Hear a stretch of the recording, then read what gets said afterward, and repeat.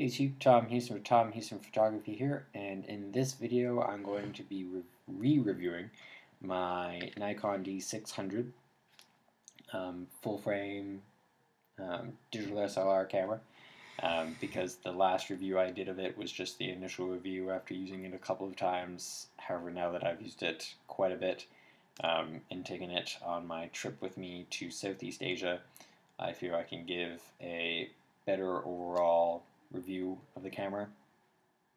So I will start into it just so it's not too long. First off, it is nice and small and lightweight in comparison to other cameras.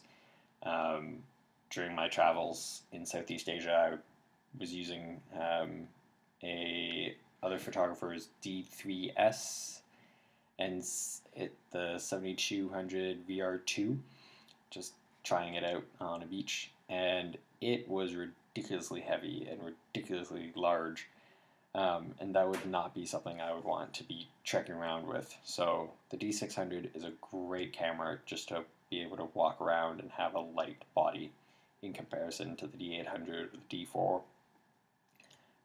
So 10 points for that. And it was something that I usually always had with me. I always carried it around even if I didn't use it too much while I was carrying it, because you never know when you're going to need it.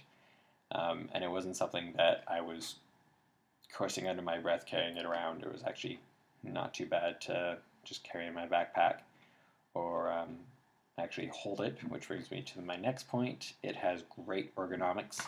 I was more than happy to carry this thing around for a whole day. It did get a little heavy by the end of holding it and carrying it all day. However, I carried this around while hiking around and walking around the Angkor Wat and Angkor Thom temples in Cambodia, and it was fine. The only main negative was it got quite hot, which is semi-uncomfortable to be carrying around when it's toasty outside. You don't really want to be carrying a piping hot camera, but that's what happens. Also, it has an amazing dynamic range. I didn't have my Lee filter with me, my graduated neutral density filter, so this thing had to be able to balance out the sky and the ground by itself, and it did an amazing job, especially when I was walking around the temples, because the temples are pretty dark stone compared to how bright the sky is, and it handled it perfectly. I was thoroughly impressed with its job there. And to go hand in hand with taking photos, it is ridiculously sharp. The detail that you can get with this camera with a good lens is kind of ridiculous. The 24 megapixels really makes my landscapes something else, just because you can get so much detail and it's so sharp. When I was walking around the tea plantations in Malaysia, all my photos you could zoom in at 100% and see each and every single tea leaf on all of the plants. It was pretty remarkable.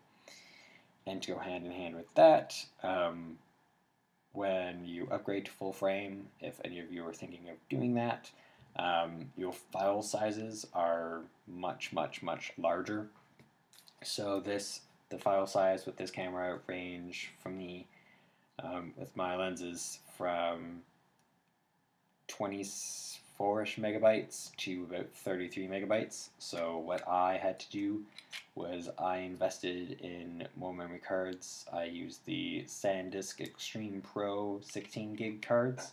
It fits about 300 photos per card, roughly, before it fills up.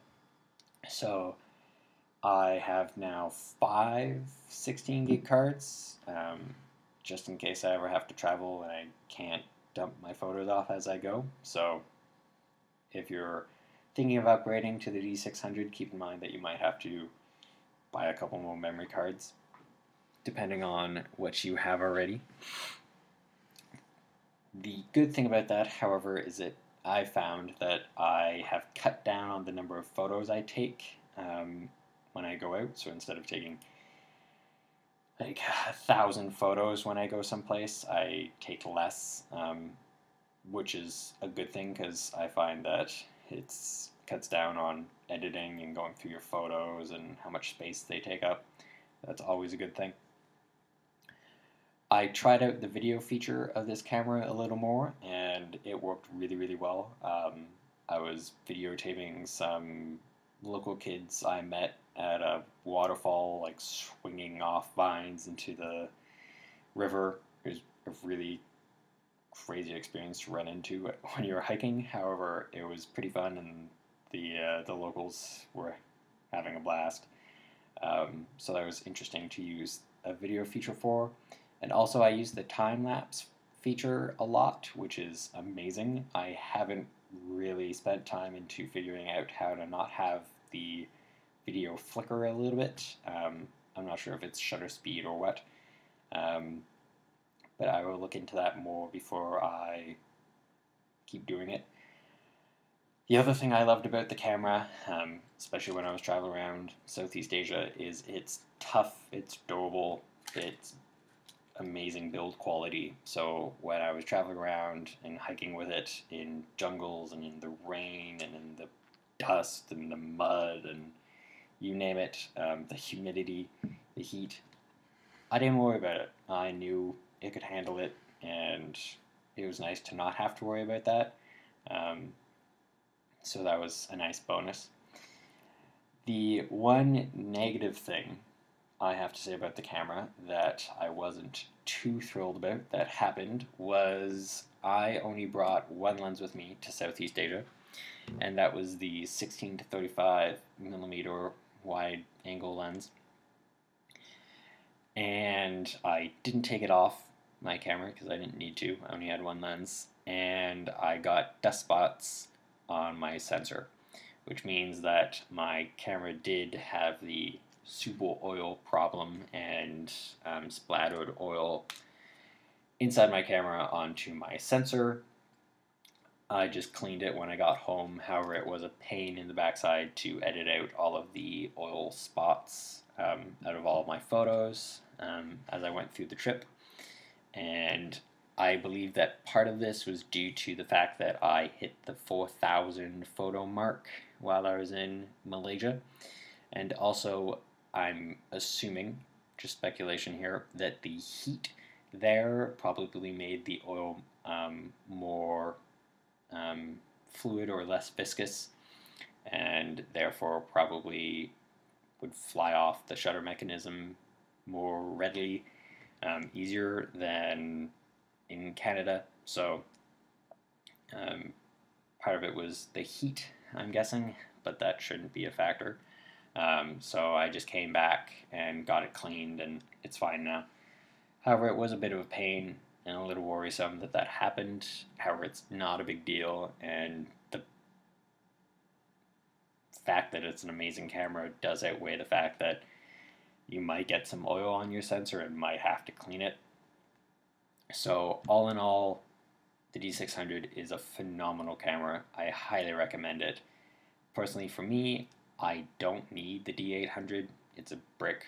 It's not ergonomically friendly at all.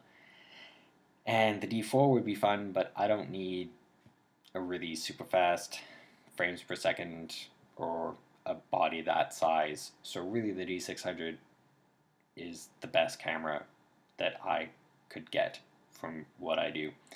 So you don't always have to get the absolute cream of the crop to get the camera that's best for you. So this camera fits what I do perfectly, and it is an amazing camera. Highly recommend it. If you have any questions about it, please don't hesitate to ask. I'll be more than happy to answer them. And I'll toss up some of my photos from the camera up after this, and I hope that helps. Again, any questions, let me know, and you can follow my photography on all of the things below. Cheers.